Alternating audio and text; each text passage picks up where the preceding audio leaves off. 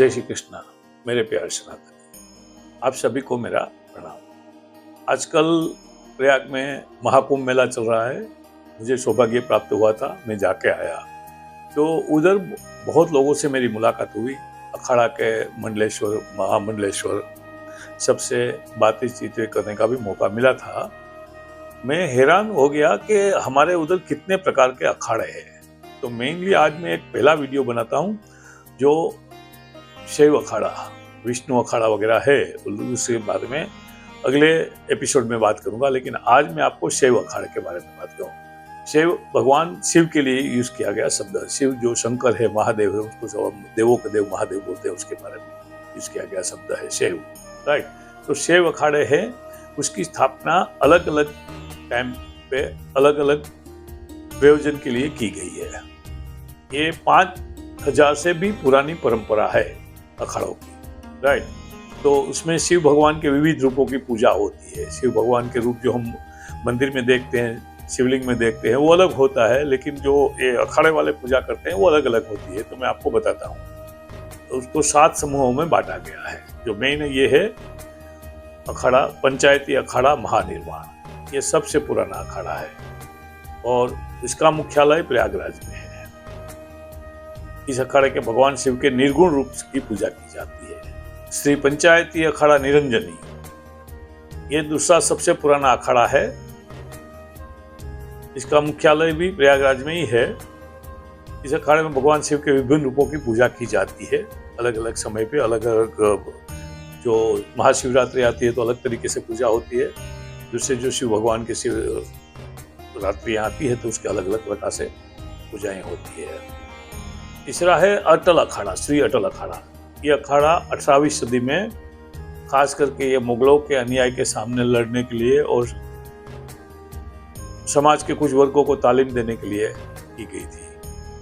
इसका मुख्यालय उज्जैन में है और इस अखाड़े में भगवान शिव के जो बाल स्वरूप की पूजा की जाती है।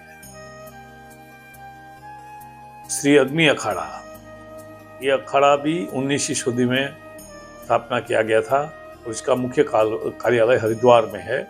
उधर भी साधु विविध रूप से ट्रेनिंग लेते हैं, अपने आप को ट्रेन करते हैं, आराधना करते हैं, साधना करते हैं और शिव भगवान का जो अग्नि रूप है उसकी पूजा की जाती है। श्री आह्वान अखाड़ा, यह अखाड़ा भी 19वीं शताब्दी में स्थापित किया गया था और इसका मुख्यालय दिल्ली में है। इस अखाड़े में भगवान शिव के विभिन्न रूपों की पूजा की जाती है। श्री आनंद अखाड़ा, यह अखाड़ा 20वीं शताब्दी में यानी रिसेंटली स्थापित किया गया है और इसका मुख्यालय नासिक में है। इस अखाड़े में भगवान शिव के आनंद रूप की पूजा की जाती है। भगवान शिव जब भी आनंद रूप में आते हैं तो ये रूप होता है।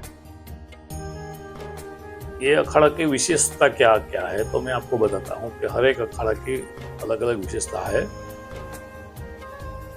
ये अखाड़ा में विभिन्न प्रकार की धार्मिक और सामाजिक गतिविधियों में प्रक्रिया की जाती है, वो शामिल भी होते हैं। और इतिहास में आपको मालूम हो कि अखाड़ा के नागा साधुओं ने मुगलों के सामने बहुत लड़ाइयाँ लड़ी थी और अपना पराक्रम दिखाया था। मेनली धर्म की रक्षा के लिए हमेशा ये लोग तत्पर रहते हैं और ऐसे कहते हैं लोग कि एक नागा बाबा 10 लोगों को तो भारी पड़ सकता है। उसकी शारीरिक क्षमता इतनी होती है। हर अखाड़े के अपने अपने मठ होते हैं, अपने अपने आश्रम होते हैं, तो उसमें ये सब उसके साधु महात्मा रहते हैं।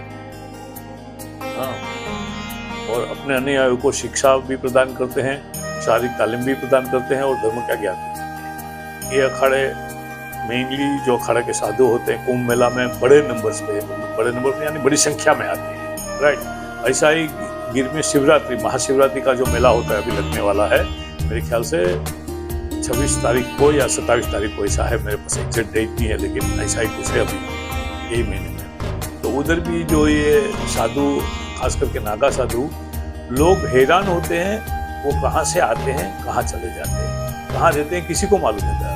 और हर एक नागा साधु एक अपने रूप में सस्ता जैसे होते हैं। उसके पास इतना शारीरिक क्षमता होती है, सहन शक्ति होती है, साधना होती है कि जब भी हमको कोई सही मायने में मिले और हमको ज़्यादा हमारे से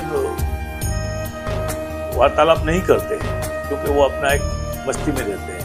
हाँ, लोगों में जनरली ये भावना रहती है कि नागा सादा कपड़ा नहीं पहनते हैं, हुक्का, चरस, भांग, गांजा वगैरह पीते रहते हैं। ऐसा नहीं होता है। वो शमशान में साधना करते हैं, उसका साधना का एक हिस्सा होता है। उसको समझना चाहिए। बहुत से लोग उसको घृणा की नजर से देखते हैं, मतलब ये गलत है। हाँ, वही हमारे धर्म के रास्ता आपको रक्षणकर्ता भी है और हमारी संस्कृति के लिए बहुत कुछ किया है। और हमारा समाज का भी, और ये सब अखाड़े में ज़्यादातर करके भारतीय संस्कृति, सनातन धर्म के विविध अंग, जैसे शिव संप्रदाय होता है, विष्णु भगवान के जो फॉलोअर होते हैं, कृष्ण भगवान के, राम जी के, सब उसके अलग अलग वो काम करते हैं। लेकिन एक बात है, अखाड़ों में रचना में समय समय पर परिवर्तन होता रहता है।